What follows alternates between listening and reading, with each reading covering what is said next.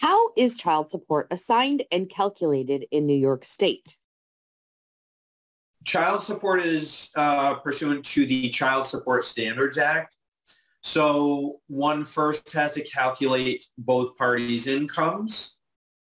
And that's sometimes where the battle is right up front, because one party or the other may say, well, I don't believe that the other party is reporting accurate income. So some of the battle on child support cases is just at that initial step number one.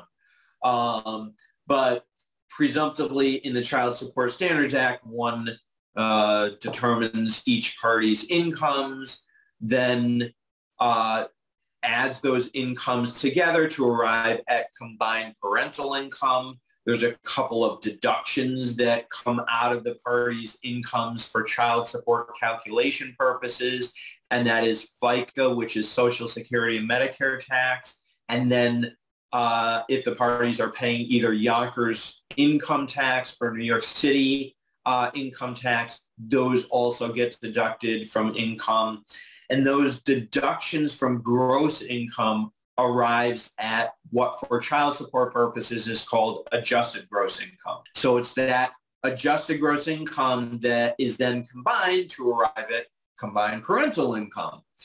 Once one has combined parental income, then one needs to determine the pro rata share of that combined parental income that each party has. So in other words, if in comparison of the incomes, dad makes 2/3 of combined parental and mom makes 1/3, that's the proportionate share. Once one determines the proportionate share, then one needs to apply the proportionate share to the total, calculate 17% for one child, 25% for two kids, 29% for three kids, 32% for four kids, and 35% for five or more children. Apply that calculation to the combined parental income, and then divvy out each party's proportionate share of the child support assessment.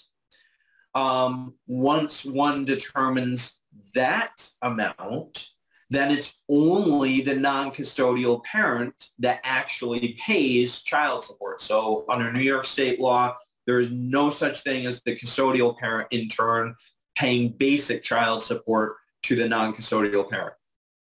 The only thing in theory that they would pay in terms of the custodial parent is if the non-custodial parent happens to incur any of the add-on expenses. So that's child care, if both parents are unavailable, also educational costs or medical costs.